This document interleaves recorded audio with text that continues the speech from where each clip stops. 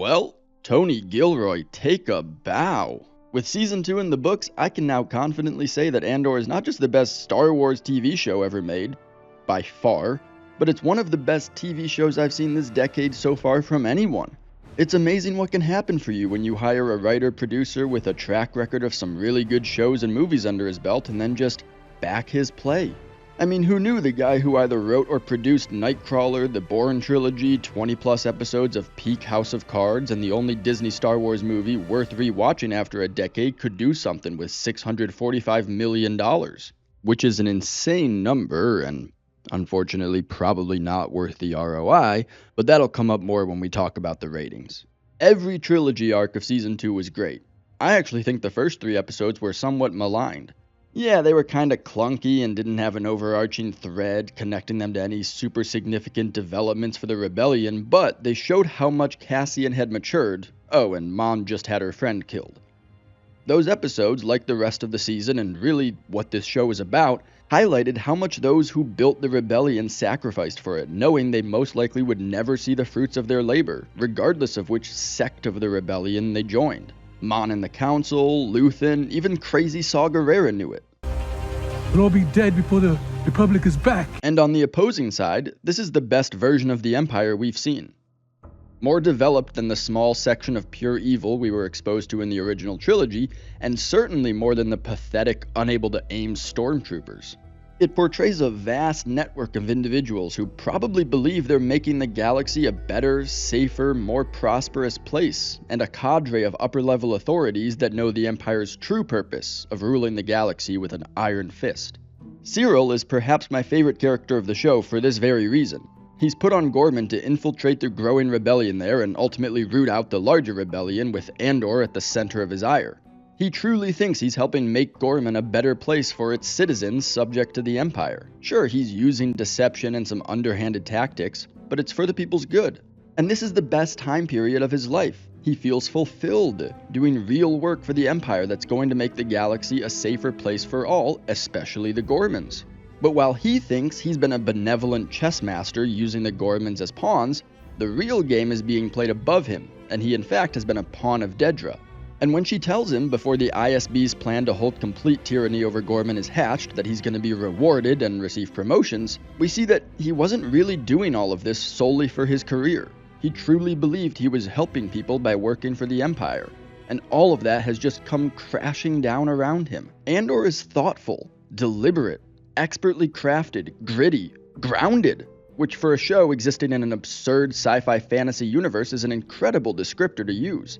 And as I was watching it, I kept shaking my head, wondering, why can't we have this level of introspection, character development, and thoughtful, meaningful dialogue when we're telling the story of a Jedi or the Force? And looking at the ratings for the show, it's impossible for me to not feel like Andor was the beginning and the end of wonderful storytelling from Disney.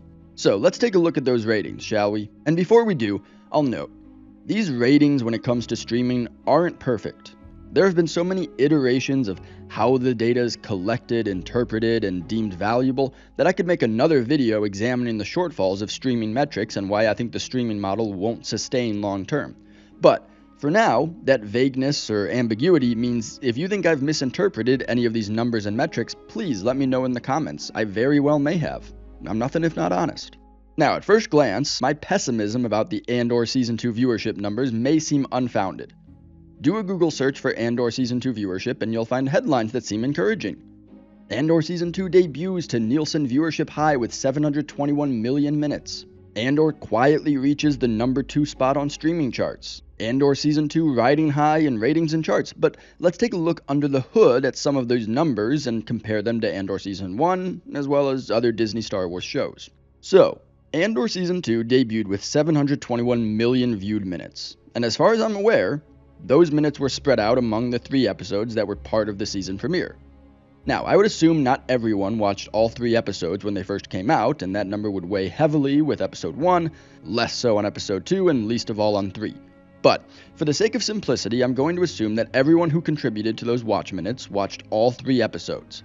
I'm going to be making some assumptions through this analysis, but as long as the assumptions remain consistent as I look at each season, the conclusions should still be valuable. So, Season 2 debuted with 721 million viewed minutes. Season 1 debuted with 624 million viewed minutes. That's a big improvement, right? Well, we can't say that quite yet. We have to take into account how long the episodes were. I mean, if 20 people watch a movie that's 150 minutes, or 150 people watch a TV episode that's 20 minutes, the TV show would probably be deemed to have the better ROI and the studio would think it was more successful. So, assuming nobody watched the end credits, which are disgustingly long on these Disney Plus shows, like 7.5 minutes, and they skipped the also too long intro sequence while they watched both Season 1 and Season 2, then the Season 1 3-episode premiere lasted a total of 95 minutes of watchable show, and the Season 2 3-episode premiere lasted a total of 121 total minutes of watchable show. So, dividing the total viewed minutes by the total watchable minutes, we estimate that a little over 6.5 million people watched the Season 1 premiere, and a little under 6 million people watched the Season 2 premiere. That represents a 9.2% drop in viewership for what was already the least watched Star Wars show at the time. And to make matters worse, the minutes of viewership that Andor racked up when Season 2 was released could have included people going back and watching or rewatching Season 1. So let's take a look at another metric, the reviews. Now, Rotten Tomatoes count is inaccurate to say the least, but it says that there have been over 5,000 audience reviews for Season 1 and over 2,500 audience reviews for Season 2. Of course, plenty of Season 1's reviews surely came well after the season was over, probably lots in the last couple of months, so I actually counted them. There were 900 reviews for Season 1 that came after December 7th, 2022, which, as of the time I wrote this, was the same amount of time after the end of Season 1 as we are at after the end of Season 2 now. So even factoring those in, it's probably true that more people reviewed Season 1 on Rotten Tomatoes than did Season 2. Again, just underscoring that fewer people watched Season 2 than Season 1. How about I put this into even worse terms? More people watched the debut of The Acolyte than Andor Season 1 or Season 2. Now, I understand that lots of us wanted to just see how bad it would be, and then the viewership numbers dove off a cliff for the rest of the season, but still, every other Star Wars show got better ratings than Season 1 of Andor, and Season 1 got better ratings of Season 2.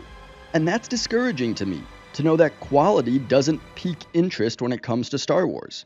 I chalked the failings of Season 1 up to enough people saying that it wasn't real Star Wars and it just kind of flying under the radar without a big name or character to draw people in. But I really thought Season 2 would come through after pretty much everyone who watched Season 1 loved it, judging by the fact that it had a combined average critic and audience score on Rotten Tomatoes significantly higher than any Disney Star Wars project except Seasons 1 and 2 of The Mandalorian and Season 7 of The Clone Wars. So why did it fail? I just keep coming back to the two complaints, the only two complaints I feel like I heard. It's too slow and it's not real Star Wars.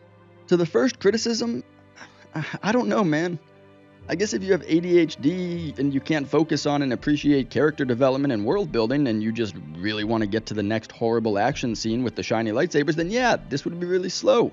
I'd love to see the list of favorite movies and shows of someone who claims Andor is just too slow. And whenever I hear, or I guess read, someone say that it's not real Star Wars, I can't help but feel that maybe I'm actually a bigger Star Wars fan than I realize. A bigger Star Wars fan than those who love it unconditionally, even The Acolyte, because I understand that Star Wars is more than just...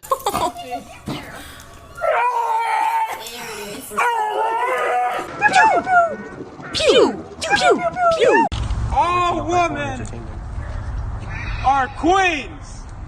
If she breathes, she's a thought! That it's a whole galaxy of interconnecting stories. Now, I don't like to hate on an entire fan base like I'm Amanda Stenberg or Rachel Zegler, and I'm not hating on the entire fan base. Just a big enough section who wouldn't recognize good storytelling if someone spent $650 million to put 20 hours of it in front of their faces. But basically, my response to those criticisms boils down to... What, are you retarded?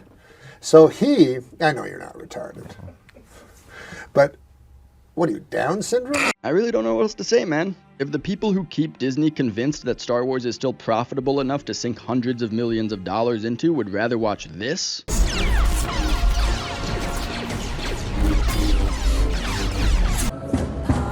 Power of one, the power of two, the power of many.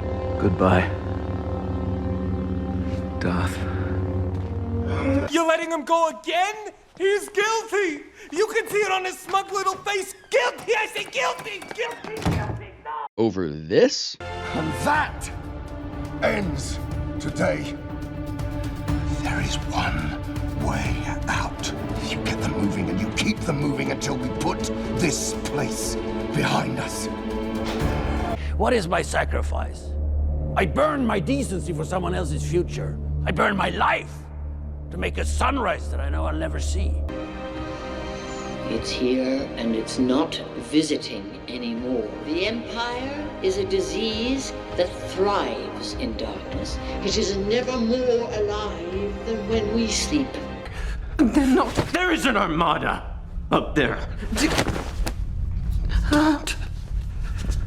You tell me it's a rumor, and I will throw you out that window. Who are you?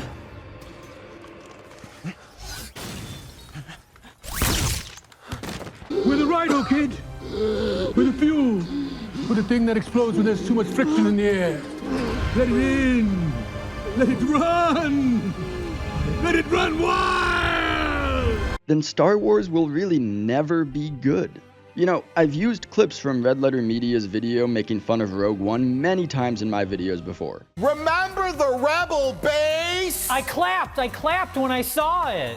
I clapped when I saw Darth Vader. Star Destroyers! I'm gonna come! It's ironic. What came out of Rogue One was actually the antithesis of everything they mocked Rogue One for being.